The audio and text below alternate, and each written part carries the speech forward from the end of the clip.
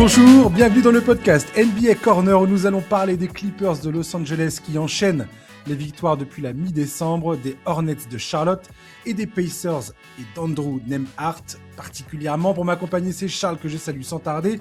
Bonjour Charlie. Salut Josh, salut à tous. Quel programme Charlie? Rien que pour Andrew, c'est un beau programme. Ah ouais, ça m'a fait tellement plaisir quand j'ai vu ce nom dans le programme. Le vieux prétexte les auditeurs ne sont pas prêts. Mais ça fait plaisir. Ça fait plaisir. Charlie, dans l'actualité, on va commencer ce podcast ainsi, comme on le fait habituellement. Et le sujet que j'ai retenu, c'est le retrait du maillot de Derrick Rose dans la nuit de samedi à dimanche par les Bulls de Chicago. L'enfant de la ville, reconverti dans le business des fleurs. Voilà, apparemment, il est devenu fleuriste. Il représente la dernière période où l'équipe des Bulls était compétitive en NBA. Et puis, forcément, là, c'est cher à leur cœur, quoi, parce que ça paraît très très loin depuis plusieurs années maintenant. Aussi court que cette fenêtre aura été en raison de sa blessure au genou qui a déréglé son ascension de manière irrémédiable, les fans ont retrouvé les visages familiers d'un effectif qui était absolument adoré par les fans.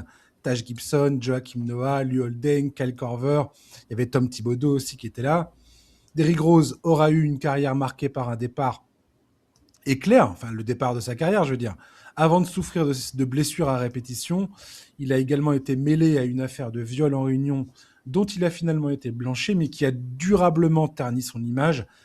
Personnellement, si je comprends la volonté des Bulls de célébrer cette période de leur histoire, je trouve que le palmarès de Derrick Rose est un peu faible pour justifier un tel honneur. Après, c'est la franchise qui choisit, ils ont le droit de faire ce choix. Et voilà, et ça restait un moment très sympathique. Écoute, c'était pas désagréable. Ouais, et puis je pense que c'est un symbole qui est tellement important pour non seulement pour la franchise, mais aussi pour la ville. C'est un joueur qui a été... dans le début des années 2010, moi, il y a peu de joueurs qui m'ont autant marqué que lui. J'ai vraiment été dégoûté du virage qu'a pris sa carrière. Moi, je comprends assez bien qu'il lui ait rendu cet hommage. Je trouve que c'est vraiment un joueur un peu à part, Derrick Rose, déjà de par le joueur qu'il était, mais même de par sa carrière, il a été si haut, si vite, c'est le plus jeune MVP de l'histoire. Et derrière, avec tout ce qui lui est arrivé, il a été obligé de vivre une carrière différente finalement, et malgré ça, il a été très souvent irréprochable sur le parquet. C'était vraiment un mec souvent important dans les équipes dans lesquelles il a été. Moi, je suis plutôt content qu'il lui ait rendu cet hommage, et ouais, j'ai trouvé la cérémonie très touchante. Ouais, t'as tout à fait raison. Je pense que les auditeurs qui nous écoutent, je pense à mon frangin par exemple, qui avait adoré Derrick Rose, et à chaque fois qu'on en reparle, c'est quelque chose, je vois que voilà, ça l'a marqué, et moi aussi ça m'a marqué, comme tu le dis très bien. Je pense que tous ceux qui ont vécu ce moment avec les Bulls, Derrick Rose et cette équipe en fait, qui était vraiment à part dans la ligue, où on a pensé un temps, surtout après la réunion de LeBron James à Miami avec Dwayne Wade et Chris Bosh, tout le monde pensait que ça allait être potentiellement le dernier rempart dans la conférence Est pour enrayer l'ascension de cette équipe montée de toutes pièces. Et puis, c'est pas du tout ce qui s'est passé. Hein. Il y a eu cette blessure. C'était les playoffs. C'était quoi, 2012, c'est ça? Le premier tour face aux Sixers, je crois.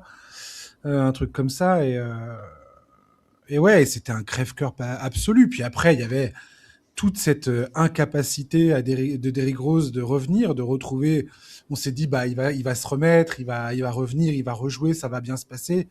Et ça s'est jamais produit. Il y avait beaucoup, beaucoup d'espoir et ça s'est jamais produit. Et comme tu le dis, après, il est passé dans différentes équipes.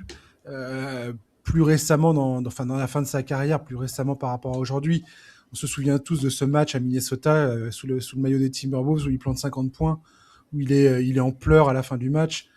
Et voilà, et tu voyais bien l'émotion que ça a suscité, ce match, le fait de le voir sortir une performance comme celle-ci, chez les fans qui l'avaient suivi et qui l'avaient aimé, c'était très particulier. Ouais, non, mais c'est ça. Et puis, en fait, pour les gens qui n'ont pas connu cette époque-là, il faut comprendre qu'au début des années 2010, pardon, quand il est MVP en 2011, en fait, on se dit qu'on est sur le début de carrière d'un mutant absolu, d'un mec qui va écrire l'histoire de la ligue. Il a l'air d'avoir aucune limite. Et d'ailleurs, le nombre de très grands joueurs à l'époque qui ont dit ce mec-là va dominer pendant des années et des années, que ce soit les Kobe, les Jordan, tous ces mecs-là se sont exprimés sur Derrick Rose en disant là, on est face à quelque chose d'hors norme, d'exceptionnel. Et finalement, on n'aura jamais eu ça. Et c'est aussi pour ça que c'est un des plus grands what if de notre génération, Derrick Rose, très clairement. Ouais, complètement. Ouais. J'ai bien aimé aussi le fait que ils reviennent sur la polémique qui a été longtemps attribuée à Tom Thibodeau, de dire que ce sur quoi on est tous d'accord. Thibodeau a tendance à à trop faire jouer ses joueurs. Et c'est vrai que quand tu regardes ce match face à Philadelphie, les Bulls avaient le match en main. Il y avait quasiment. Enfin, tu peux, a posteriori, tu regardes ça et tu te dis, mais il n'y a aucune raison qu'ils soient encore là, en fait. Qu'ils soient en train de jouer à ce moment-là. Il y avait pas d'impératif pour qu'ils soient là. Et j'ai trouvé ça cool parce qu'en plus, ils ont tourné ça un peu pas à la rigolade, enfin, si à la rigolade, mais il y a eu il y a eu ce moment a existé dans cette cérémonie. Et j'ai trouvé ça bien. J'ai trouvé ça bien aussi que Liu Holdeng disent que quelque part cette reconnaissance de Derrick Rose, c'était un peu la reconnaissance de l'équipe tout entière, de cette équipe qui, il est vrai, a tout donné, même quand Derrick Rose était blessé. C'est clair. Les Bulls étaient compétitifs, ils se battaient comme des chiens et ils existaient dans cette conférence Est. Donc j'ai bien aimé ce clin d'œil et ce rappel, cette piqûre de rappel et de revoir tout ce monde-là. Ça a fait vraiment chaud au cœur. Ouais, non, je suis d'accord. Franchement, moi, voilà, j'ai trouvé ça très bien. Et puis vraiment, je le répète, mais je veux dire, au-delà de ses qualités athlétiques, du basketteur incroyable qu'il était, ce mec-là, mentalement, c'est fort quand même. Tu vois, vraiment. La manière avec laquelle il a entamé cette deuxième carrière qui était bien en deçà des attentes avant les blessures. Tu vois, même là, cette semaine, il a expliqué qu'il avait aucun regret sur sa carrière, il pouvait pas avoir de regrets parce qu'en fait, il a toujours tout donné, il a toujours été dur avec lui-même, il a poussé son corps aux extrémités les plus terribles, il a joué avec des douleurs et tout. Enfin, en fait, voilà, c'est vraiment une mentalité de. Bah, ça fait penser à Kobe Bryant, tu vois, dans la manière avec laquelle il sacrifiait vraiment tout pour son sport. Et c'est pour ça aussi que pour moi, vraiment, Derrick Rose, c'est vraiment un joueur à part, quoi.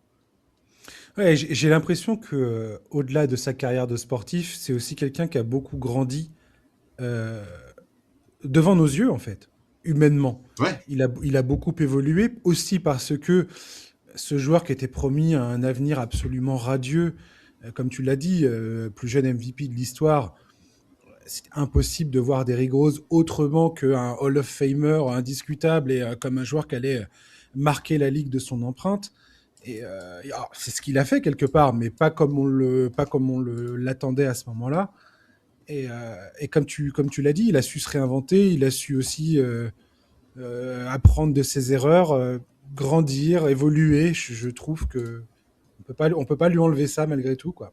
Tout, malgré ce qu'on peut penser de lui et de sa carrière et de sa vie hors terrain, on peut pas le, enfin, faut bien lui reconnaître ça, quoi. Je trouve. ouais, non, je suis bien d'accord. Donc voilà, on va enchaîner sur notre premier sujet, les Clippers, après un lancement de saison catastrophique dont on a parlé, toi et moi. Il n'y avait rien qui allait entre le cas juridique d'Aspiration, le cas Chris Paul, enfin, il n'y avait rien qui allait bien. La preuve avec ce bilan en plus sportif de 6 victoires, 21 défaites au moment où toi et moi on discutait de tout ça. Depuis, les Clippers se sont remis dans le droit chemin. Ça fait plusieurs semaines que ça dure. Ils ont un bilan à 15 victoires et 3 défaites depuis ce départ catastrophique. Avec une place aujourd'hui dans le play-in, ils ne sont qu'à 4 matchs des Warriors, 8e de la conférence Ouest actuellement, qui viennent de perdre Jimmy Butler pour le reste de la saison. On en a parlé l'autre fois. Le retour de Kawhi Leonard dans l'effectif et sa capacité à y rester de manière assez régulière y est pour beaucoup dans ce retournement de situation. Le double MVP des finales a retrouvé ses sensations sur le terrain. Il a notamment augmenté de façon exponentielle son volume de tirs à 3 points. Il prend le plus grand nombre de tirs à 3 points de toute sa carrière. Il a 7,3 tirs à 3 points par match, je crois. C'est de loin son plus gros volume. Il tourne à 29 points de moyenne, enfin plus de 29 points de moyenne depuis début janvier, avec des pourcentages de réussite à 49, 42 à 3 points, 87 au lancer franc. Il a planté 55 points, record en carrière fin décembre. Quand Kawhi Leonard va bien, il reste un joueur hors du commun. Et ça, il nous l'a bien rappelé. Les Clippers peuvent aussi remercier l'énergie de la jeunesse apportée par Kobe Sanders, leur rookie, et Jordan Miller, joueur de 26 ans, sélectionné au second tour, qui signe ses meilleures performances en carrière depuis que Tyronn Lue lui a donné du temps de jeu pour combler les absences. Et il a su tirer profit de ces opportunités. Si on ajoute à cela l'impact non quantifiable, mais toujours précieux de Nicolas Batum, l'impact grandissant de John Collins et bien évidemment le jeu à deux entre James Harden et Ivica Zubac, on comprend que les Clippers redeviennent une équipe à ne pas prendre à la légère pour leurs adversaires. La question, c'est aujourd'hui de savoir quel est l'objectif que doit poursuivre la franchise, dont la quasi-totalité de l'effectif ne sera plus sous contrat à la fin de la saison prochaine, donc pas cette saison-là, mais la saison d'après.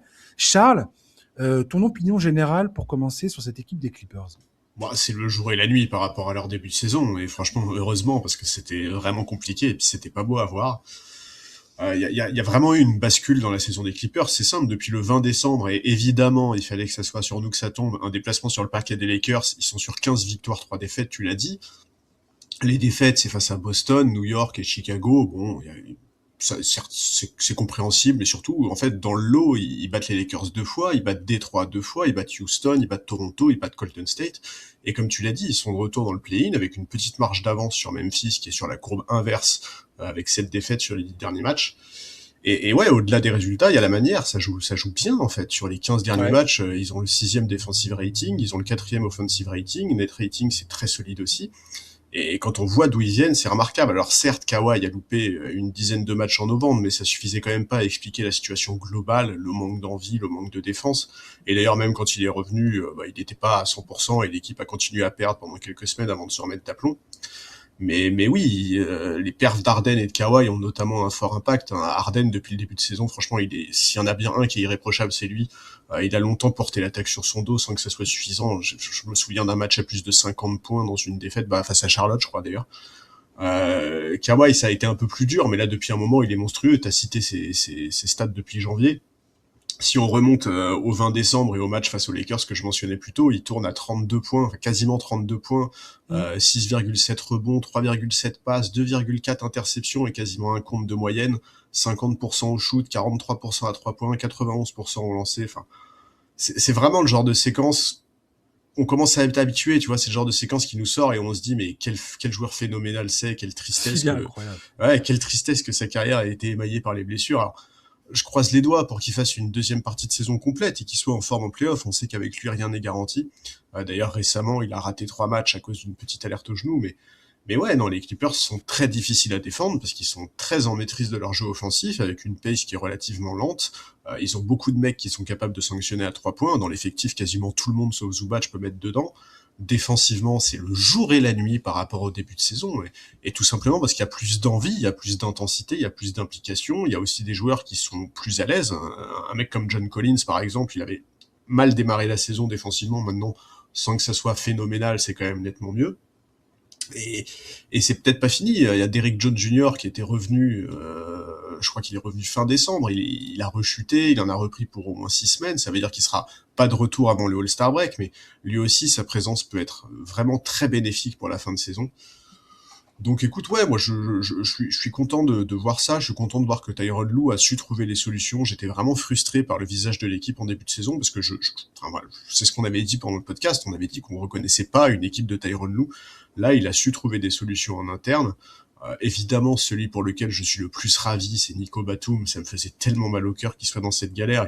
Et on voit bien à quel point il est important pour cette équipe. Alors oui, tu l'as dit, ses stats ne sont pas reluisantes, ce qui permet aux analystes de box score de le critiquer, mais c'est pas Ça pour me fait rien. toujours rire ce Ben ouais, mais c'est clair, mais c'est pas pour rien si Tyronn Lue continue de lui donner sa vingtaine de minutes par match, ce qui, pour un mec de 37 piges, est quand même tout sauf anodin.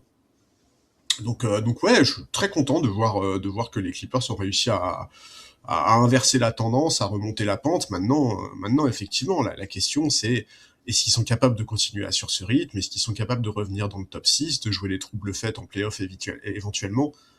Bah pour ça, on va dire la même chose que chaque saison. Hein. Oui, c'est possible si Kawhi Leonard reste en forme. Voilà. Complètement. C'est basique, mais c'est tellement vrai, malheureusement. Complètement. Mais j'ai un autre truc à te dire après, beaucoup plus. Je vais aller au clash. Ça va te surprendre probablement. Mais pour revenir quand même sur deux, trois choses que tu as dit, vite faire un mot sur Nico Batum. Nico Batum, c'est le joueur qui peut avoir des zéros partout sur le box score, mais qui, quand tu regardes les rencontres, en fait, Nico Batum, c'est vraiment, je pense que si je suis un jeune joueur qui veut comprendre les subtilités du basket, je regarde un joueur comme Nico Batum. Oui, tu m'étonnes. Ouais. C'est-à-dire comment tu peux impacter une rencontre, un match, comment tu aides le collectif, et notamment tes meilleurs joueurs, puisque dans une équipe comme les Clippers, quand tu as James Harden et Kawhi Leonard, il y a une hiérarchie qui est claire, et il te faut savoir trouver ton rôle et le faire à la perfection, et c'est exactement ce que fait Nico Batum. Et pour ça, il est remarquable dans son intelligence, dans ses placements, dans toutes les brèches qu'il vient combler en permanence sur le terrain, qui permet à l'équipe de faire corps, en fait. C'est vraiment ce qu'on appelle aux États-Unis les glue guys. C'est ceux qui tiennent l'ensemble de l'édifice par leur seule présence sur le terrain. Et Batum, c'est totalement ce genre de gars. John Collins, tu l'as mentionné, ouais, je suis tout à fait content de voir que John Collins, parce que c'est un joueur pour qui j'ai toujours eu de l'affection. Déjà à Atlanta, j'adorais ce joueur. Et je suis content de voir qu'il trouve ses marques. Il a trouvé un jeu à deux avec James Harden qui lui balance toujours des passes lobées et qui sait mettre en valeur sa verticalité. Et ça, j'en suis bien heureux parce que John Collins, c'est totalement ce genre de joueur. Quand tu commences à bien t'en servir de cette manière-là, c'est un régal. Et ça rend les matchs des Clippers beaucoup plus digestes à regarder. Et je maintiens, moi, personnellement, dans mon avis personnel les concernant, qu'ils doivent énormément à l'énergie de Kobe Sanders et de Jordan Miller. C'est assez étonnant que ces deux joueurs. Donc, il y en a un qui est rookie, il y en a un autre qui est en train de se battre pour rester dans la ligue à 26 ans, qui n'a jamais eu vraiment d'opportunité et qui tout d'un coup joue. Et, euh, et je trouve que les Clippers et Tyronn Lue ont trouvé justement cette bonne combinaison entre d'un côté les vétérans expérimentés, même comment il s'appelle, Brook Lopez. Je pensais que le mec il était à la casse, il était bon à aller au cimetière des éléphants. Et ben non, pas du tout. Il commence à trouver un peu ses marques, à être utile, à être bien utilisé, à avoir un rôle bien défini. Mais l'énergie, je trouve, de la jeunesse dans cette équipe, comment elle est utilisée à bon escient par Tyronn Lue et le coaching staff, et le fait que ces joueurs-là, tous ces jeunes joueurs, en tirent profit et répondent tout à fait présents sur le terrain. Je trouve que c'est une des belles histoires concernant les Clippers cette saison. Ouais, je suis d'accord. En fait, c'est un des bienfaits de cette période très compliquée qu'ils ont traversée, et on en revient toujours à ce principe d'opportunité. En fait, quand tu es un jeune Ouais, joueur en NBA ou un role player de bout de banc, il faut absolument toujours se tenir prêt à s'emparer de la moindre opportunité. Et effectivement, je suis d'accord avec toi. Cette période leur permet aujourd'hui d'avoir une rotation qui est plutôt étoffée, et on a vu que Tyronn Lue n'hésite pas à responsabiliser les jeunes. Face à Toronto récemment, où il y avait d'ailleurs pas Kawhi Leonard ni John Collins, il me semble. On a vu Jordan Miller, on a vu Cam Christie avoir des minutes importantes. exact. Et ils ont eu un vrai impact d'ailleurs. Il n'a pas hésité à lancer Washington Junior aussi, qui n'avait pourtant pas foulé le parquet de la saison. Bon voilà, il y a vraiment des choses intéressantes. Je trouve que Tyronn Lue fait des bons choix ces derniers temps. Alors on va pas s'enflammer non plus, hein. Ils ont encore un bilan qui est sous les 50% de victoire, c'est normal, on l'a Mmh. dit et redit, ils reviennent de très très loin et ils ont encore du chemin à faire avant d'envisager revenir dans le top 6.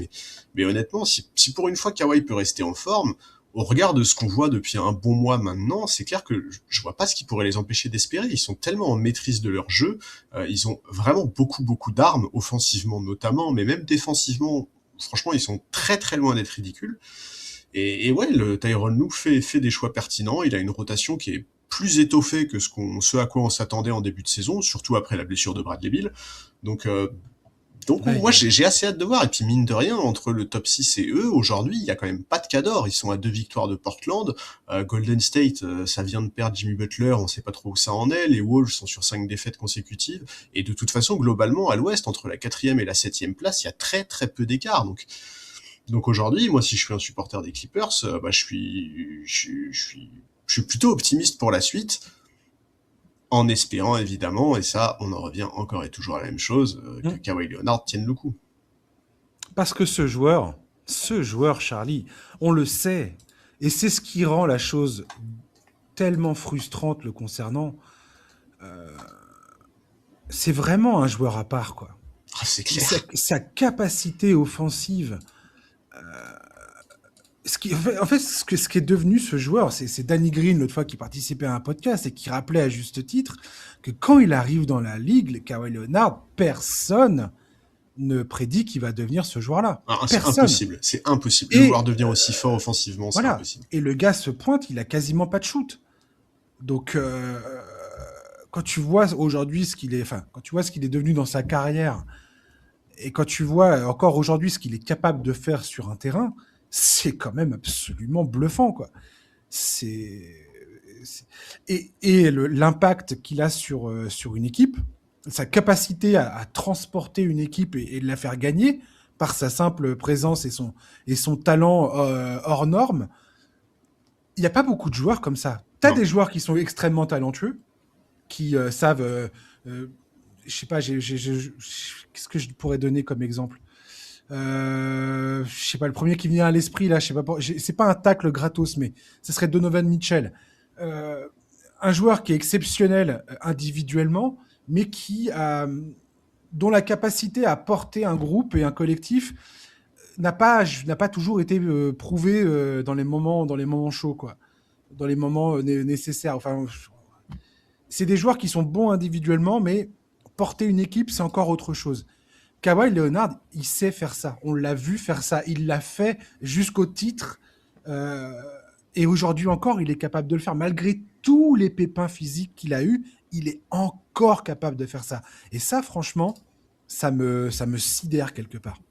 Ouais, je Je suis suis d'accord. sidéré par cette capacité qu'il a. Je suis d'accord, et puis honnêtement, je reviens sur ce que tu as dit, mais pour moi, l'évolution de sa panoplie offensive, c'est un des trucs les plus hallucinants que j'ai vu en NBA ces 15-20 dernières Grave. années. Franchement, Mais vraiment, tellement.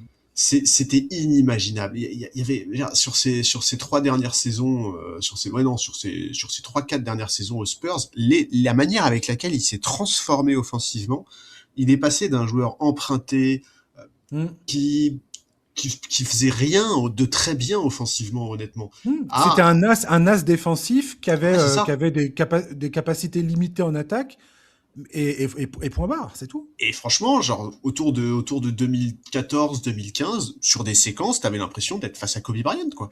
Ouais. C'est délirant, vraiment, à quel point il est passé on va pas dire néant, parce que c'est pas vrai, et ce serait trop méchant, mais il est passé d'un joueur incroyablement limité à un joueur capable de sanctionner n'importe quelle défense. C'est La, hallucinant.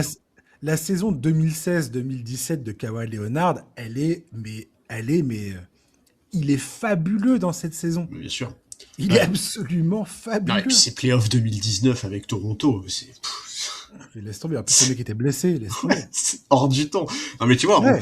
on a parlé. Il a dominé tout le monde. Mais bien sûr. Il tape les Sixers de Joel Embiid, où il y a Joel Embiid, Ben Simmons qui était pas le Ben Simmons récent, mais qui était le Ben Simmons où tout le monde disait ouais, il est bon ce joueur. Il y avait Jimmy Butler, il y avait Tobias Harris qui a toujours été le joueur moyen qu'il est. Mais c'était une grosse équipe les Sixers et ils arrivent à les taper en finale de conf. Je crois qu'ils perdent. Je sais plus, je crois qu'ils perdent 2-0 face aux Bucks Ouais, c'est ça, ouais. et qui remonte pour gagner 4-2. Tout à Et fait. Kawhi qui sonne la charge, qui décide de défendre sur Giannis Antetokounmpo. Et là, tu te dis, mais c'est quoi ce mec, quoi? Et Monstrueux. effectivement, oui, c'est toi, là, tu viens de le faire, le parallèle avec Kobe Bryant, mais son jeu de haut panier, son jeu dans le mid-range, tout ça, son jeu d'appui, défensivement, enfin, c'est impressionnant. Ah, mais je suis persuadé qu'il a calqué énormément de son jeu offensif sur ce que faisait Kobe, ce qui est pas du tout une faute de goût, hein. Non, non, mais Non, bien c'est sûr. clair que, ouais, Kawhi, tu vois, là, en actu, on a parlé de Derrick Rose, et j'ai dit c'est un des plus grands what if de notre génération. Ben, le what if qui est Kawhi Leonard, si ce mec-là n'avait jamais eu de pépin physique et qu'il avait continué toute sa carrière sur le rythme qu'il avait entre Ouais. 2014 et 2018, ouais, c'est une dinguerie. C'est vraiment, je peux pas imaginer à quel point Je peux pas imaginer le joueur qu'il aurait été, en fait. Tu vois, Mhm. à quel point sa place dans l'histoire aurait été différente. Et c'est pour ça que de tomber sur les Clippers pour avoir fait le transfert à l'époque, alors pas celui qui, Kawhi Leonard, il signe en tant qu'agent libre, mais Kawhi à l'époque, il veut signer à la condition qu'il est accompagné par un autre joueur, qu'il y a un autre joueur de talent à ses côtés. Et, euh, et le joueur qu'ils arrivent à attirer dans leur filet, c'est Paul George. Et ce transfert qui, plus qu'un transfert pour Paul George, c'est aussi un transfert pour répondre aux ambitions de Kawhi Leonard, pour Ah bah, le bien sûr. contenter et le convaincre de signer avec eux. Alors, plus tous les deals parallèles qu'il y a pu avoir potentiellement, on verra bien ce que les affaires juridiques diront. Bref, mais, euh, mais tu le comprends, enfin je veux dire, on le dit, on le répète, mais Kawhi Leonard, au final, après les finales de 2019, c'est... je sais pas, je pense qu'il n'y a pas un joueur plus chaud que lui dans la ligue, quoi. Tout le monde le veut. Ah bah tout, enfin, Tout ça le c'est monde. clair. Tout le monde est là à dire, mais ce mec va, va marcher sur tout le monde, c'est Ouais, c'est sûr et ça. certain. En fait, tout le monde se dit, la franchise qui met la main sur ce type-là est On a pour 5 ans de bonheur, Ouais, quoi. c'est ça, ils sont favoris au titre pour les 5 ans qui viennent minimum. Minimum. Exactement. Exactement.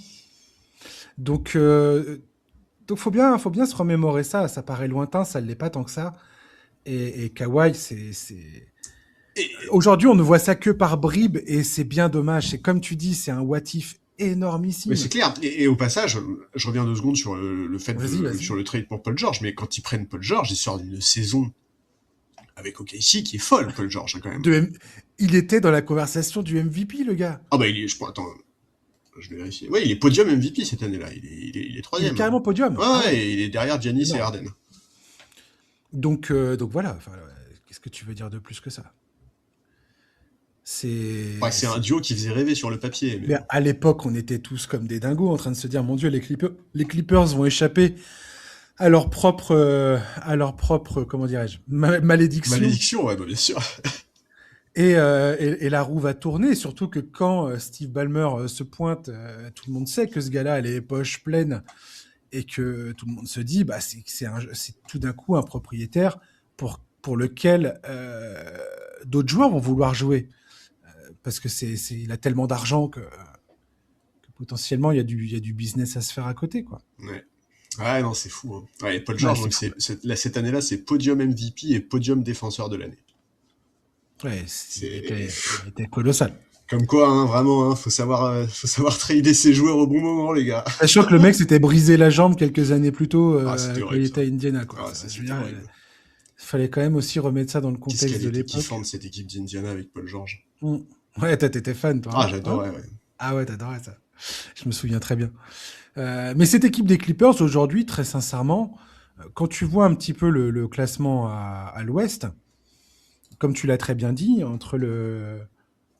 je pense que tout ce qui concerne des Rockets qui sont quatrième jusque les Clippers qui sont dixième, donc tu as Rockets, Lakers, Suns, Timberwolves, Warriors, Blazers et Clippers, tout, ça fait combien? Ça fait 6 équipes au total? 7 équipes? Enfin, 6 équipes si on enlève les Clippers.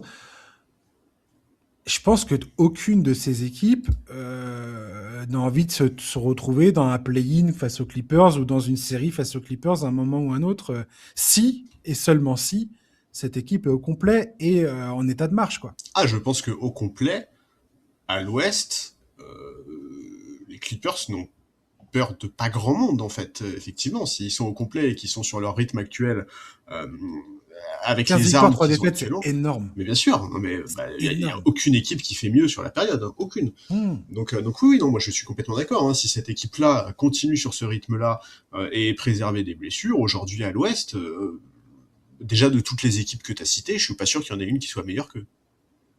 T'imagines en plus mentalement cette équipe sur quelle position elle débute n'importe quelle série de playoffs quand tu es sorti du gouffre de 6 victoires, 21 Et défaites. c'est clair. C'est T'as strictement rien à perdre. T'es t'es immunisé contre la peur, quoi. Tu te dis, c'est bon, on gagne, tant mieux, on perd, tout le monde s'attend à ce que ça soit comme ça, quoi. Ce serait drôle quand même. Ok, ici qui a passé la première moitié de la saison à se demander quel pic allait leur ramener les Clippers, ce serait drôle qu'ils tombent sur les Clippers en playoff et que ça soit pas une bonne surprise pour eux. Tu vois. Ce serait un premier tour de playoff absolument Ah, extraordinaire. ce serait hallucinant. J'adorerais. Ouais. Laisse-moi te le dire. Ah putain, la vache. Ah, Mais franchement, mais en fait, moi, il j'y est trop crois pas. tôt, Charlie, pour avoir des fantasmes de playoff. Mais en fait, c'est Ne surtout commence pas à me lancer. moi, je crois pas qu'ils puissent se rencontrer au premier tour parce que je pense sincèrement que les Clippers vont être dans les 6 à la fin. Hein. En tout cas, là, aujourd'hui, ça en prend la En direction. fait, Et touchons du bois pour que Kawhi mais en reste fait, c'est ça, c'est ce que j'allais dire. reste en Ce forme. serait so Clippers que là, ils fassent une deuxième partie de saison de fou, qui rentre dans le top 6 et que Kawhi se pète la dernière semaine de la saison régulière, tu vois. Ça, ce serait so Clippers. Se pète le 2 avril. Voilà, Ah c'est ça. non, mais On leur souhaite pas, évidemment. Non, alors justement, on va terminer le segment Clippers sur une question, Charlie. Parce que j'ai vu ça sur un des sites de fans sur le réseau Fansided des Clippers. Donc, c'est des contributeurs fans des Clippers qui participent et qui rédigent des articles. Tu me diras pour faire du clic. Et il y en a un qui a écrit un papier sur est-ce que Kawhi Leonard, la période qu'il est en train de vivre actuellement, toutes les stats qu'on a lancées tout de suite là, est-ce que c'est pas justement le meilleur moment pour le transférer? Pour trouver quelqu'un qui va se dire mais je vais tellement mettre la main sur Kawhi Leonard Franchement, parce que c'est possible. ouais. Est-ce que tu penses que les Clippers auraient intérêt à le faire ça? Bah, tu vois, quand on parlait du trade de Paul George aux Clippers et que je te disais, tu vois, c'est important de savoir trader ses joueurs au bon moment, c'est aussi un peu ça que j'avais en tête. En fait, le problème, c'est que non. Non, parce que... En fait, Kawhi, c'est un joueur qui est trop... C'est un joueur qui est trop unique. Je veux dire, y a aucun autre... Je pense sincèrement que J'adore ta réponse, c'est exactement ce que je il y a pense. aucun joueur que tu vas pouvoir récupérer dans le trade contre Kawhi qui va te permettre d'avoir les mêmes espoirs que lui quand il est sur ses deux jambes. Et donc tu le fais pas, en fait, c'est tout. Il fait partie de ces joueurs-là. De ces joueurs où, en fait, même pour ton propre bien, ça serait mieux que tu t'en sépares, mais tu le fais pas Mais parce que ouais. la promesse d'un Kawhi Leonard en pleine possession de ses moyens, même à 90% de ses moyens, elle est trop énorme. Ouais, mais c'est clair. Mais surtout C'est que trop vraiment, beau. tu Tu te dis, mais récupéreras attends, mais pas. si ça marche bien, l'alignement des planètes, tout ça, Mais oui. ça va être nickel, on va y aller, on va aller au bout, quoi. C'est impossible de lâcher le morceau. Et puis, pour le coup, est-ce que aussi, Charlie, les Clippers sont pas allés trop loin avec Kawhi Leonard Si. pour au moins ne pas aller jusqu'au bout de son contrat? Si, exactement. Ouais, si, je suis complètement d'accord. Effectivement. Tu Genre, en vois? fait, à quoi bon le trader maintenant? Franchement, vraiment, à Voilà. quoi bon, en fait? Ça ne sert à rien. Faut aller au bout. Et on sait jamais, franchement, honnêtement, hein. Bon, j'y crois pas en le disant, mais imagine. Imagine les Clippers s'ils font un truc cette saison. Est-ce que ça aurait pas une saveur incroyable, justement, à cause de quoi, ça fait 6 ans, 7 ans qu'il est là et que Mhm. ça y arrive pas, tu vois. Ah, ce serait incroyable. Franchement, ce serait une des plus belles, ce serait une des plus belles histoires de l'histoire récente, je Ouais. pense, tout simplement. Et que ça soit la saison où ils ont commencé, mais Non, mais c'est ça. comme des Encore crados, mieux, quoi. où ils se sont vautrés dans la boue, On leur a tous où ils, a- craché dessus, on leur a dit qu'ils ils avaient étaient des nuls. casseroles au cul judiciaires, sportives, mauvaise gestion du cas Chris Paul, tout le monde était là à les huer. Et imagine, ils font un parcours de dingo cette saison, quoi. Ça serait une Ouais, histoire de fou. ce serait incroyable. Franchement, c'est Mm. vrai que ce serait incroyable. Ah, j'aime ta façon de penser, Charlie. Et puis oui, je termine. Pardon, on n'arrivera jamais à terminer ce truc Clippers, mais juste encore une fois, il faut le rappeler, comme tu l'as très bien fait, James Harden. Déjà l'an dernier, le gars porte cette équipe et lui permet de rester à flot d'accrocher une place en playoff parce qu'il est sur le terrain, qu'il joue quasiment tous les matchs, qu'il se donne à 100%. Alors, il a ses lacunes, il a ses manques. On sait très bien qui c'est James Harden aujourd'hui. Il n'y a il y a pas de surprise avec James Harden. Mais mine de rien, ce gars, mais qu'est-ce qu'il est fort au basket. Ah ouais, moi je pense Il est incroyable quand même, ce type. je pense que le James Harden Clipper, c'est peut-être ma version préférée de James Harden, je pense. Ouais, je suis d'accord avec toi. J'ai beaucoup aimé sa période au OKC, je t'avouerai. La période où il cuisinait tout le monde en tant que sixième homme de luxe, j'ai adoré cette période-là, mais c'est parce que j'étais totalement amoureux de cette équipe. Je t'avoue que cette équipe des Clippers, enfin le James Harden des Clippers, me plaît énormément parce que l'adversité à laquelle il fait face, je suis content qu'il soit sorti déjà de la période Nets Sixers Ah, qui aux était vraiment Sixers, pas. il y a eu des trucs intéressants quand même. Oui, mais ça a vite tourné au vinaigre Oui. et c'est devenu très très moche très rapidement à mon goût. Euh, Par contre là, pour le coup, il y a plus de trucs hors terrain tout ça. Et ce qui se passe sur le parquet, c'est cool. Il n'y a C'est plus de trucs vraiment hors très très cool, terrain, quoi. il n'y a pas de blessures. Je veux dire, mine de rien, depuis qu'il est Oui. arrivé aux Clippers, il en a quand même pas loupé beaucoup des matchs. Il se donne, il fait vraiment, ouais, non, il est. Et son jeu à deux avec Zubac, je pense que c'est un des trucs les plus kiffants à regarder en NBA aujourd'hui, quoi. C'est c'est pareil, tu vois, c'est un cas d'école, quoi. C'est un jeu en pick and roll qui en plus a tendance un peu à disparaître en NBA aujourd'hui. Enfin, à disparaître, à être beaucoup moins, Moins incontournable, en tout cas. moins ça, voilà. Autrefois, c'était le passage obligé. Aujourd'hui, c'est moins indispensable.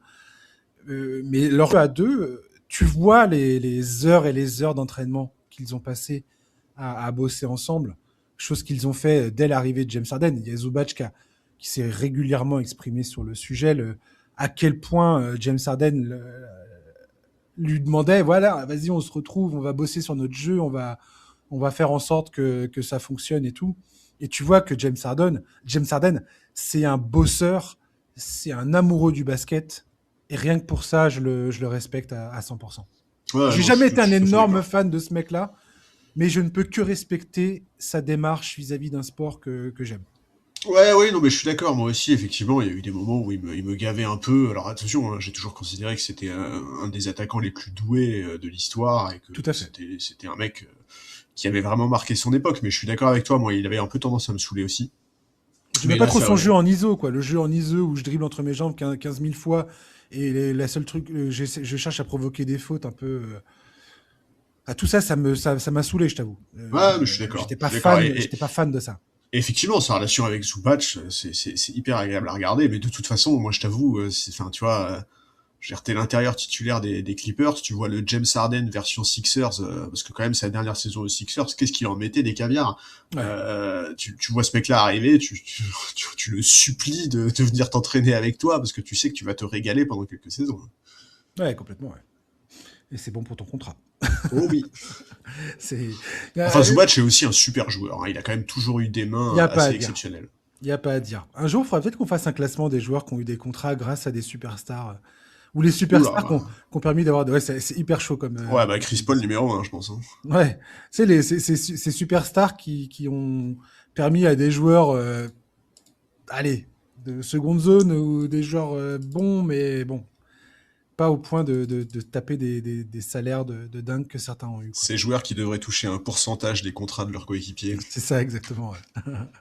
On va parler des Hornets. Quelque chose de très sympathique se trame du côté de Charlotte.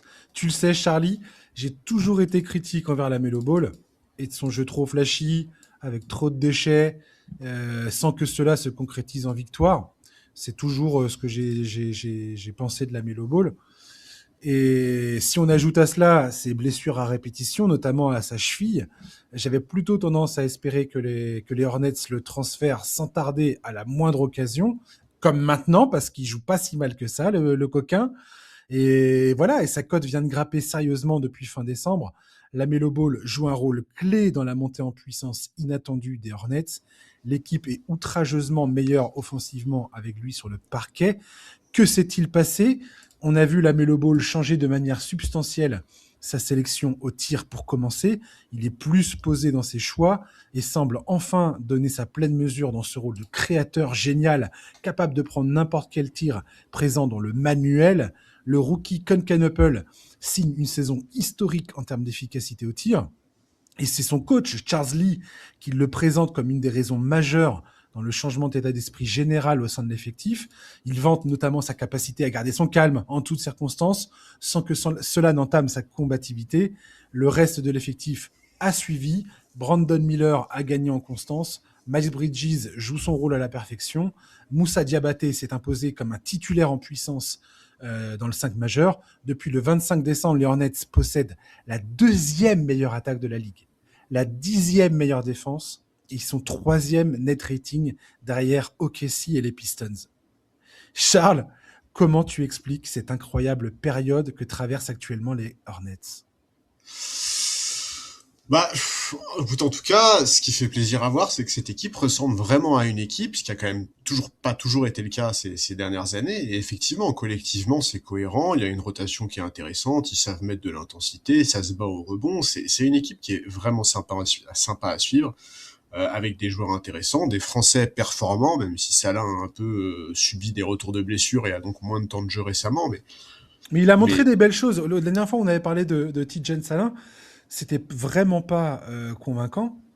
Et depuis, il a repris du poil de la bête. Bien sûr, il y a plus de variété dans son jeu. L'année dernière, il passait son temps au-delà de la ligne à 3 points, ce qui était vraiment frustrant. Là, il fait beaucoup plus de choses sur le parquet, il exploite mieux ses qualités athlétiques, il prend moins de tirs extérieurs, mais des tirs de bien meilleure qualité. Et Moussa Diabaté, tu l'as dit, il fait une très très bonne saison. Il est parfait pour cette équipe. Il a vraiment l'air de s'y éclater. Il est indispensable défensivement, c'est un bon poseur d'écran. Enfin, il est idéal pour les joueurs qui composent cette équipe. Et oui, effectivement, récemment, les Hornets, ça marche bien. Là, ils sont à 7 victoires, 5 défaites sur les 12 derniers matchs. Sur cette période, il y a quelques très beaux noms sur leur tableau de chasse. Il y a OKC, il y a Denver, il y a les Lakers, il y a Orlando. C'est un rythme qui leur permet de pas être décrochés de la course au play-in. Ils sont 12e, je crois, mais avec le même nombre de victoires que les Bucks, qui sont 11e. Bon, on n'est pas en train de parler d'une équipe qui vise le titre, ni même qui a des ambitions en play-off, mais on est face à une équipe dont la reconstruction commence à porter ses fruits en termes de jeux pratiqués, petit à petit, en termes de résultats aussi, et c'est vrai que ça fait plaisir de les voir sur la pente ascendante. C'est une équipe dont on sait très bien que sur un bon jour, ils vont te mettre 120 points dans le museau sans sourciller. Ils ont des très bons artilleurs. Kenneppel, il tourne à 42% en prenant quasiment 8 tirs à 3 points par match. Enfin, le mec est sur une saison, il est pas loin d'être sur une saison en 50, 40, 90. On parle d'un rookie quand même, je sais pas si on se rend compte. Et il a une lecture de jeu qui est remarquable, il est extrêmement posé, il est intelligent. Enfin, on voit vraiment que Charles Lee lui fait confiance et moi je me demande à quel point c'est sa présence dans l'effectif qui donne de la cohérence au collectif. Bon, la Melo Ball, je suis d'accord, il est beaucoup plus intéressant récemment, il est plus discipliné, il m'agace beaucoup moins que par le passé, c'est peut-être juste parce qu'il est mieux entouré, mais j'ai quand même l'impression qu'il est moins dans un délire de one-man show comme ça a pu être le cas avant. Alors j'attends un peu avant de m'enflammer. J'en suis pas au point de me dire c'est le bon franchise player d'avenir pour une équipe qui se veut ambitieuse. Je trouve qu'il a quand même encore du boulot pour faire évoluer son jeu, pour mettre l'intensité qu'il faut, pour faire les bons choix au bon moment. C'est encore un joueur qui est très, il est très inconsistant. Enfin, il est pas inconsistant, mais c'est un mec qui est quand même capable de passer d'un match à 30 points à 9 sur 17 à 3 points contre les Lakers, évidemment, à un match à 0 sur 10, 1 sur 15 au shoot contre Cleveland quelques jours plus tard. Tu vois, c'est quand même un joueur qui a pas encore cette continuité. Il fait un peu le yo-yo dans ses performances. Ouais, voilà, c'est ça. Mais ouais, il y a vraiment des profils intéressants. Brandon Miller, on en attend beaucoup, et a raison, c'est un 2e choix de draft, il fait une très belle saison dans la lignée de l'année dernière, mais l'année dernière, sa saison s'était arrêtée mi-janvier à cause d'une blessure au poignet. Bon voilà, c'est une équipe en devenir, on le sait, mais c'est une équipe qui a beaucoup de jeunes intéressants. On parle avant tout de Kenneppel et Ball parce que c'est ceux qui prennent le plus de lumière, mais il y a d'autres profils. Moussa Diabaté n'a que 24 ans, Salin il montre qu'il a sa place en NBA et lui aussi c'est un joueur qui est très jeune, il a que 20 ans je crois. Il y a un mec comme Zion James montre lui aussi des choses intéressantes. Kalkbrenner c'est très solide. Enfin voilà, c'est une franchise qui a fait des choix pertinents récemment, qui monte en puissance, et c'est vrai que moi la grande question pour moi, c'est celle de la Melo Ball. Est-ce que la Melo Ball se Ouais. fait à l'idée d'avoir un collectif solide autour de lui et adapte son jeu? Et si c'est le cas, alors peut-être que pour Charlotte, il faudra vraiment compter sur cette équipe dans les années à venir, parce qu'ils ont beaucoup d'éléments en interne qui leur permettent de progresser. Ils ont des assets aussi. Ils ont un coach jeune qui, pour sa deuxième saison, a quasiment déjà égalé le nombre de victoires de l'année dernière. Mais par contre, si la Melo Ball retombe dans ses travers, peut-être que pour Charlotte, il faudra effectivement envisager de continuer sans lui à l'avenir. En fait, la Melo Ball, enfin, même si demain il devient un peu plus raisonnable et un joueur sur lequel tu peux vraiment compter un peu plus de maturité, on va dire, dans son jeu, le problème que j'ai avec lui, moi, c'est sa santé et le danger qu'il y a à construire autour de ce joueur-là. Il a quand même difficilement joué des saisons entières. Le plus de matchs qu'il a joué, c'est la saison 2021-2022 où il joue 75 matchs. Oui, c'est la seule. Et, voilà. Et après, C'est, c'est c'est la seule. 36, 22 et l'an dernier 47. Et 51 la saison rookie. Voilà. Donc, c'est quand même un joueur qui, je pense, sur lequel il est difficile de compter. Et je vois pas trop comment, en termes de santé, ça va bien. Enfin, tu peux faire le pari que ça va bien se passer quand ce joueur a 24 ans et que c'est pas les années allant que ça va s'améliorer potentiellement. Bah, pour moi, la part de risque, elle est quand même trop grande, surtout et d'autant plus quand tu as mis les mains sur un joueur de la trempe de Concanopel. Alors, Ouais. peut-être que ceux qui m'écoutent vont penser que j'en fais trop avec ce joueur-là, Ah non. mais je pense pas du tout. Je pense que c'est un joueur assez extraordinaire. Quand tu écoutes son coach parler, c'est assez. J'ai presque du mal à croire. Je me dis, bon, c'est son coach. Il a envie de lui bâtir son moral, son mental et tout ça. Il y a pas de problème. Mais il utilise des mots et des termes le concernant en termes de leadership qu'on entend rarement concernant un rookie quand même. Ouais, je suis d'accord, mais franchement, tu sais, sur les réseaux sociaux, il y a un truc qui est un peu à la mode ces derniers mois, c'est de mettre des séquences de match avec juste la silhouette d'un joueur et de faire un guess de player. Tu fais un Mhm. guess de player sur Con Canupel, il n'y a pas un mec qui te dit que c'est un rookie. Pas un. Probablement. Je suis désolé, mais il n'a pas du tout le jeu d'un rookie, ce mec. C'est Mhm. hallucinant à quel point il est réfléchi et mature sur le parquet. Et surtout qu'il ne tire jamais la couverture sur lui. C'est-à-dire, c'est pas un croqueur, c'est pas un. Il cherche pas à faire enfin, tu vois, à se mettre en Il, avant personnellement. il a une trop bonne lecture de jeu pour être un Ouais, croqueur. Il comprend trop le basket pour c'est croquer. ça exactement. Ouais. Et franchement, c'est absolument remarquable de voir ce gars sur le terrain, quoi. Alors, il a quel âge, Canopel? Il a 23 ans, un truc comme ça. C'est un rookie qui. Caneppel, non, il est plus jeune, il a 20 ou 21. Il a 20 ans, ouais, Bah 20 oui. ans. Mais ouais, non, mais laisse Non, tomber. mais je comprends que tu penses ça, parce qu'effectivement, il joue pas du tout comme un gars de 20 ans, quoi. Mais c'est incroyable. Ouais, non, mais c'est fou. Ce joueur me fascine absolument. Et je te dis, enfin, j'en ai déjà parlé dans le podcast. C'est l'une des uniques raisons pour laquelle je regardais les Hornets cette saison, c'était pour lui. Et Dieu sait qu'à un moment, c'était pas forcément facile de regarder les Hornets, mais ils ont quand même signé depuis lors des perfs de dingo, quoi. Récemment, là, ils ont foutu une trempe à Orlando. Ils ont battu OKC, ils ont battu des équipes où tu te dis c'est impossible qu'ils remportent cette rencontre-là, quoi. Et ils en ont gagné des matchs inattendus. Ils en ont aussi perdu beaucoup. Mais franchement, c'est une équipe qui m'épate. Et Moussa Diabaté, je regardais un petit peu son profil, mais sa domination au rebond offensif a totalement transfiguré cette équipe au final. Ouais. L'impact de Moussa Diabaté dans l'histoire est énorme. Non seulement il domine les rebonds offensifs, mais son nom est accroché à ceux de. Alors attends, j'ai la liste. Au-dessus de lui, tu as Mitchell Robinson, ok. Évidemment.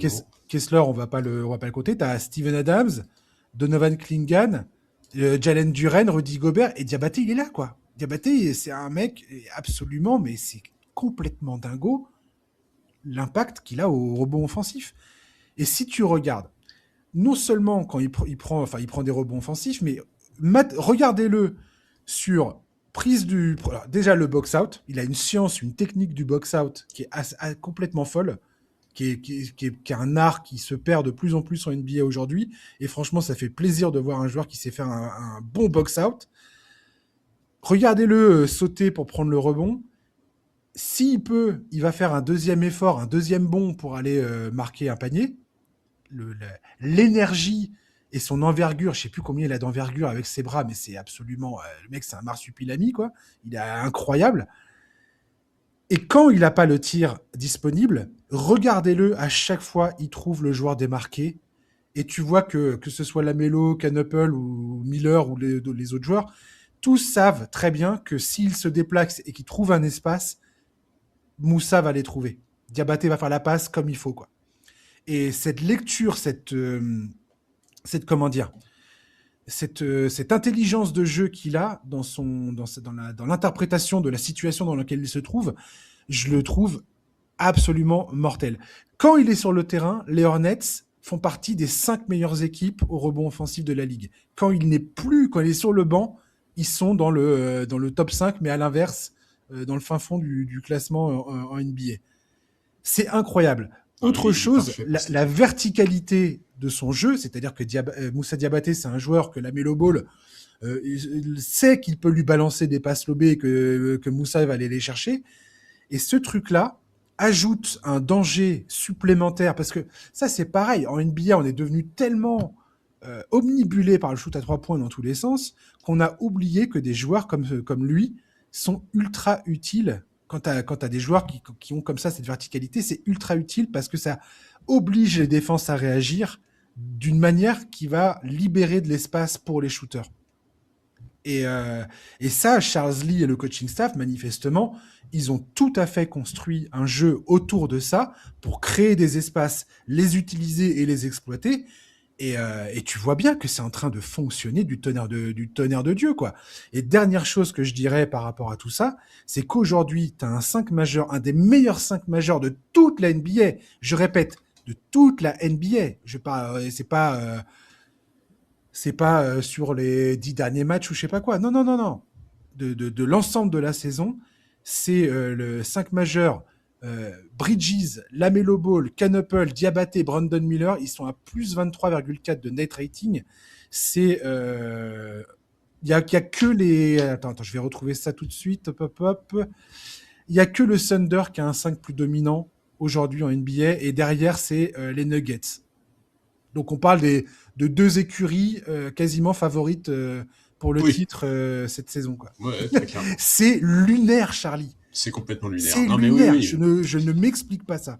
Non, et vraiment, Moussa Diabaté, je trouve qu'il a le profil idéal pour cette équipe. Vraiment, ses qualités collent tellement bien à ce dont ses coéquipiers ont besoin. C'est incroyable. Et effectivement, son boulot au rebond offensif est fou.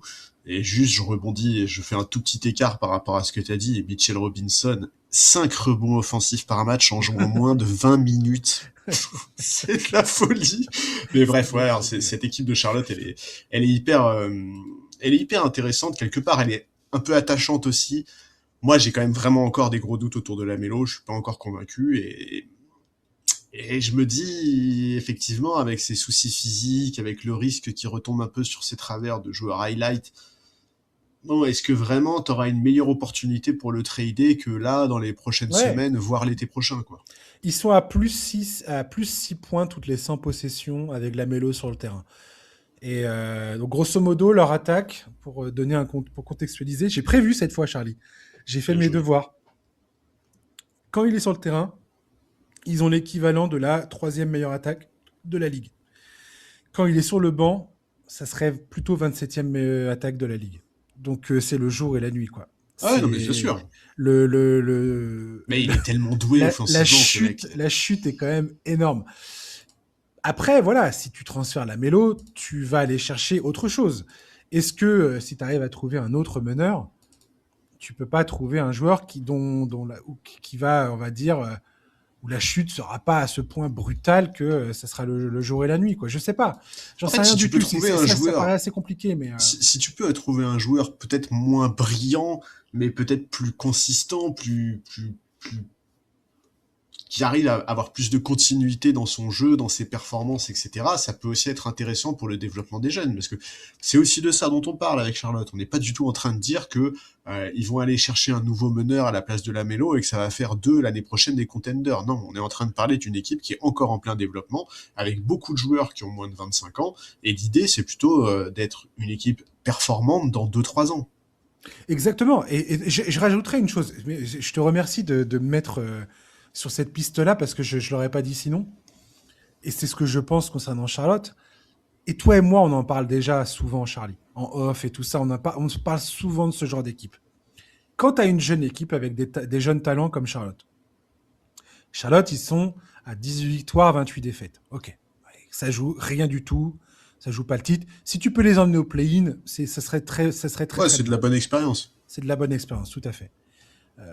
Et une 8e place en play-off, n'en parlons même pas. Le truc aujourd'hui, avec cette équipe de Charlotte, c'est que ce qu'ils sont en train de démontrer depuis environ la mi-décembre, c'est que si cette équipe réalise son potentiel, qu'ils savent identifier les talents qui comptent de leur effectif, qui continuent à les développer et que le front office est pertinent dans ses recrutements, dans sa façon de jongler avec les contrats et ainsi de suite, là, on voit que ce qui existe déjà dans cet effectif, ce qui irrigue déjà cet effectif, est excessivement prometteur. Parce que tu n'as pas les résultats statistiques qu'ils affichent aujourd'hui si tu as des cancres ou des incapables. Là, ce qu'ils sont en train de démontrer sur le terrain, en termes de résultats statistiques, c'est que ils ont entre les mains un espèce de diamant brut. Et j'en suis persuadé de ce que je dis. Parce que tu peux pas avoir les stats qu'ils ont aujourd'hui et figurer dans certaines lignes statistiques sans que tu aies des vraies capacités, quoi. Et cette équipe, ça me ferait vraiment mal au cœur maintenant qu'on est en train de voir ça. Ça me ferait vraiment mal au cœur de les voir foirer la réalisation de leur potentiel. Ou du moins de faire quelque chose. Tu sais, même après d'exister dans la conférence S, mais au moins d'exister et de faire partie de ces équipes où tu te dis waouh, c'est vraiment cool et ça gagne et c'est top et on est content de les voir jouer. Franchement, cette équipe a vraiment les moyens de faire ça. Bah oui, mais c'est ce qu'il y a de plus dur, tu vois. Tout à fait. On en revient encore et toujours à l'exemple de Memphis, qu'on cite très fréquemment. Genre Memphis, le potentiel que cette équipe avait il y a quelques saisons, et quand on voit ce qu'ils en ont fait, bah, identifier les potentiels, c'est beaucoup plus simple que de réussir à les réaliser. Ouais. Mais là, en tout cas, ce qui est assez... Enfin, moi, je m'y attendais pas. Les Hornets, on a tellement l'habitude que ce soit une franchise mal gérée. Et comme je te l'ai dit, moi, j'ai toujours été un pessimiste concernant la Melo Ball. Donc, et je pensais pas que Con Canopel... Si Charles Lee, le coach, dit vrai, si Con Canopel a cette capacité à fédérer autour de lui, à cette capacité de leadership, et ben Charlotte peut s'estimer heureux et voilà. Et c'est un joueur autour duquel tu pourras construire. Je sais pas du tout quel joueur va être Con Canopel. J'ai du mal à malgré tout l'amour que j'ai pour lui aujourd'hui, je ne sais pas si je suis capable de dire que ça va être un franchise player, par exemple. C'est un peu tôt, effectivement. C'est un peu tôt pour le dire. Maintenant, de ce qu'on voit de lui sur le parquet, il a quand même certaines qualités d'un futur franchise player. Maintenant, effectivement, ça dépendra d'à quel point il va être... parce qu'il n'y a pas que le mental qui rentre en jeu pour être un franchise player. Tu vois, tu peux être un joueur extrêmement intelligent, comprendre extrêmement bien le basket, mais ne pas avoir les qualités qu'il faut pour. Lui, il donne quand même un peu l'impression d'avoir les deux. Maintenant, c'est trop tôt pour le dire, c'est que sa saison rookie. Ouais, complètement. Ouais. En tout cas, je m'attendais pas à ça des Hornets. Très franchement, et je vois, il y a pas mal de podcasts et tout ça, ou d'émissions françaises et américaines qui parlent des Hornets aujourd'hui parce que c'est vraiment épatant. C'est vraiment épatant ce qui est en train de se passer du côté de Charlotte. Ouais, et puis et moi, je ne m'y attendais pas du tout. Ah ouais, non, mais de toute façon... Franchement, quand Lamelo est pas dans un one-man show, cette équipe, elle est vraiment plaisante à voir. Ouais, carrément. Je suis d'accord. Et Brandon Miller, je suis content de voir aussi qu'il est en train de relever le bout de son nez. J'avais un peu peur à un moment que ça finisse par être un bust. Et là, c'est pareil. Tu vois que c'est un joueur qui a envie de bien faire. Qui a qui a les idées bien en place, quoi. Tu vois? Ouais, tout à fait. Ouais, c'est un joueur qui est très intéressant aussi. Son cœur est au bon endroit. On va terminer le podcast en parlant d'Andrew Nembhard. Charlie, on va être totalement transparent avec les auditeurs. On a échangé, toi et moi, après la victoire des Pacers face à OKC ce week-end. Un succès inattendu avec un Andrew Nembhard au rendez-vous. Jarrett Walker et Aaron Nesmith ont été très très bons également. C'était un remake des finales NBA. Les deux équipes étaient opposées. Enfin, ils se sont déjà rencontrés au début de la saison. C'était le premier match de la saison des Pacers. C'était face à OKC. Et ça s'est terminé dans une double prolongation. Il y a un truc entre ces deux équipes, Charlie. Ouais, Les Pacers, il y a clairement quelque chose c'est le peu la gratter d'OKC. quand quand ils rencontrent le Thunder. Mais je voulais juste rapidement faire un clin d'œil à Andrew Nembhard parce que c'est un joueur absolument magnifique sur un terrain de basket.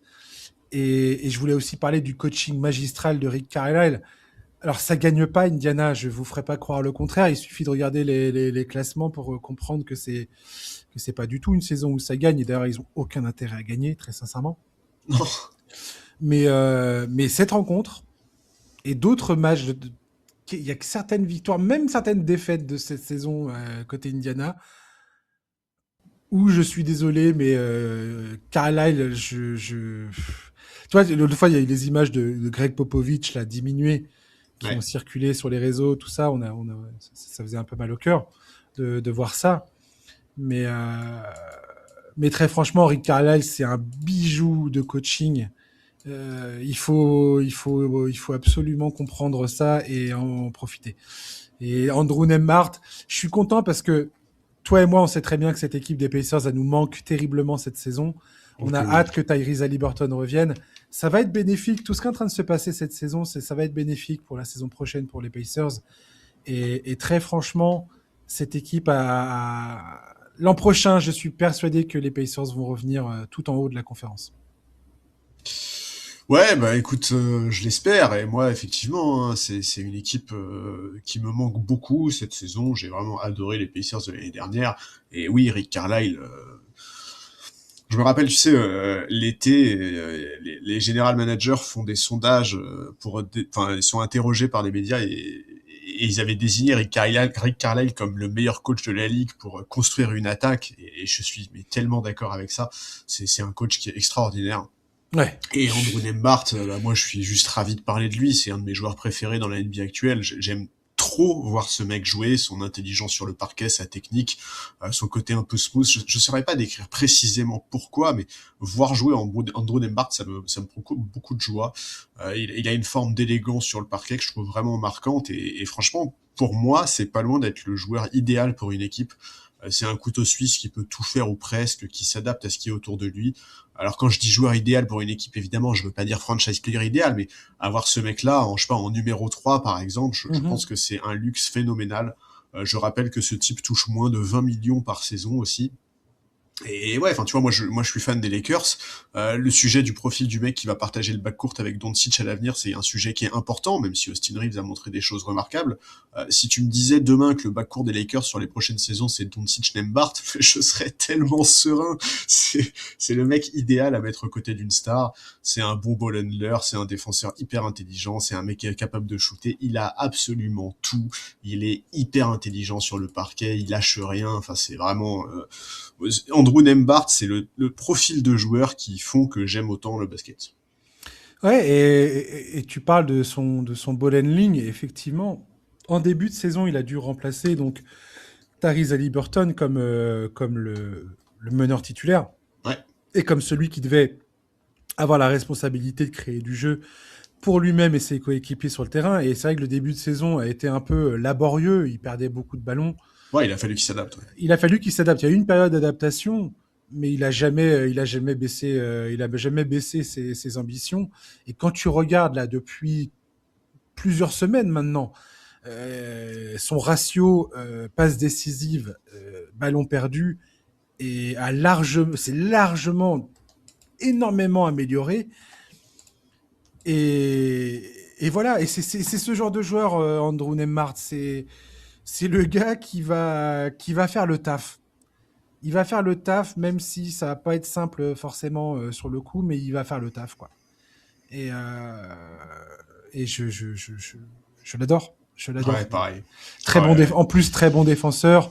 Il recule devant aucun challenge.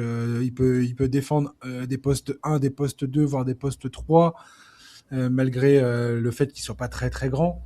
Mais non, c'est un joueur que j'apprécie énormément. Et voilà, je voulais juste lui faire un petit clin d'œil à Andrew. Et ça me fait tellement marrer que son frère Ryan a complètement transfiguré la saison des Mavericks. Avec un peu, tu sais, avec un peu la même bonhomie sur le terrain, la même technique. Oui, il y a un truc en commun, je suis d'accord. Ouais, non, mais la fratrie incroyable. Ouais. C'est la famille Nembhard. J'aimerais tellement les rencontrer. Un non drafté et un, quoi, c'était un deuxième, ouais, c'est un deuxième tour, ouais, bien sûr, 31e pick. Ouais. Donc, écoute. voilà, ouais. Voilà, c'était juste notre moment fanboy, chers auditeurs, désolé. Même pas de raison de s'excuser, regardez Andrew Nembhard jouer et vous comprendrez pourquoi on est fan. Exactement, ouais. D'ailleurs cette nuit ça joue contre Atlanta là. Et Charlotte il joue contre Philadelphie, c'est cool. Ça a commencé d'ailleurs. Bref, merci Charlie, il est temps de mettre fin à ce podcast. Bah écoute, merci à toi, c'était comme toujours un plaisir. Bah ouais, je t'ai mis bien là avec Andrew, tout ça. Ouais, enfin tu m'as fait dire du bien des Clippers quand même. Hein. Ouais, c'est vrai. T'as vu, comme quoi tout arrive. Chers auditeurs, merci de nous avoir écoutés. On se retrouve vendredi pour un nouveau numéro du podcast NBA Corner. D'ici là, je vous souhaite de passer une excellente semaine. Et puis on se retrouve dans quelques jours. Ciao, bye bye.